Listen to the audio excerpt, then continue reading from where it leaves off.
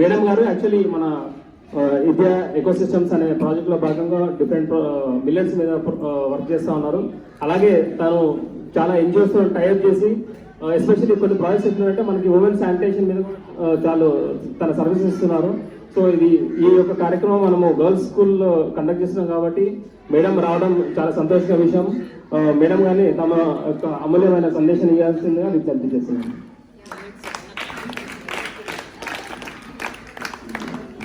Hello అందరికీ good morning. 8th class అందరూ 8th 9th 10th. So సరే చాలా చెప్పారు కదా ఇక్కడ మన గురించి. ఇక్కడ అందరూ ఇదే ఊరు వాళ్ళ తెలుగు మీడియం చదువుతున్నారు. అక్కడ తెలుగు మీడియం ఉందా మీకు? Okay, Telugu medium. ఓకే చెప్పండి ఏముంది. అయితే నేను ఒక బిజినెస్ ఉమెన్ అనుకోండి, సింపుల్ లాంగ్వేజ్ చెప్పాలంటే నేను ఒక బిజినెస్ ఉమెన్. ఇలాగే నేను 7th 8th 9th 10th మన తెలంగాణలో చదువుకొని సరే ఒక ప్రైవేట్ స్కూల్లో చదువుకున్నాను అనుకున్నాం, ఇంగ్లీష్ మీడియం.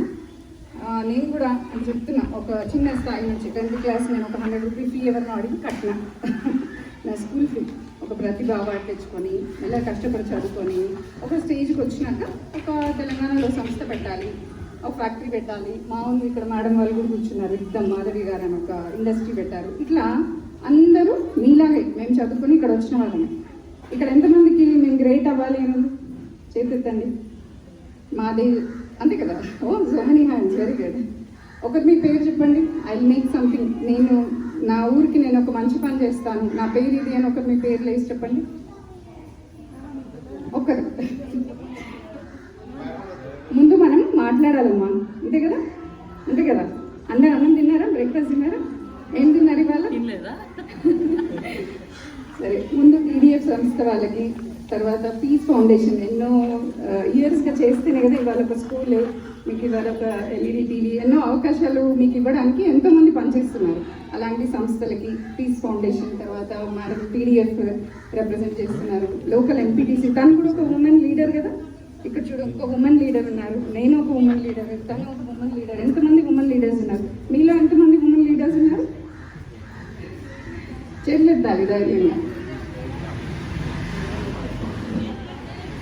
మీరు ఉమెన్ లీడర్ అని ఎంతమంది అనుకుంటున్నారమ్మా?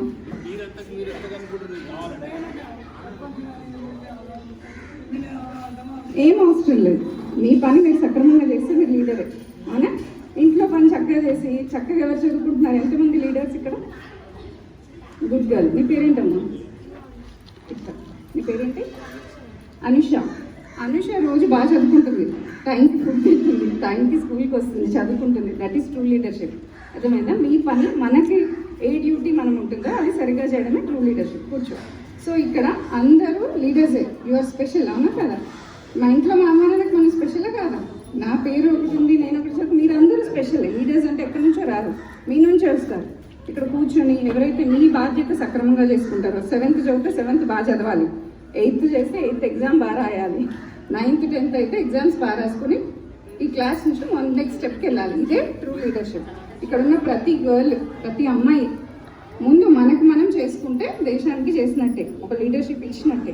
అందుకు అందరూ బాగా చదువుకోవాలి. ఫస్ట్ ముఖ్య ఉద్దేశం అదే కదా. ప్రైమరీ ఎడ్యుకేషన్, సెకండరీ ఎడ్యుకేషన్ ఎందుకంటారు? You all have to study well.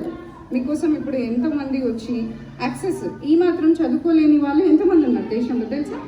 స్కూల్కి కూడా వెళ్ళలేని వాళ్ళు, యూనిఫామ్స్ వేసుకోలేని వాళ్ళు, కనీసం మనకి ఇప్పుడు ఫుడ్ కూడా తినలేకుండా చదువుకోలేని వాళ్ళు ఉన్నారా లేదా? వాళ్ళకన్నా మనం బెటర్, అవి డూయింగ్ బెటర్, బాగా చేస్తున్నాం కదా. ఆ అవకాశాన్ని వాడుకోవాలి. మాకు ఏవి లేవు అనేది ఎప్పుడు చూడకూడదు. ఇప్పుడు ఒక ఊర్లో కరెంట్ ఉంటుంది, ఉండదు. ఒక ఊర్లో స్కూల్ ఉంటుంది, ఉండదు. బుక్స్ ఉంటే ఉండదు. మిషన్ మంగళి అనే సినిమా చూసారా? ఎవరు చూడలేదా? సరే చూడండి.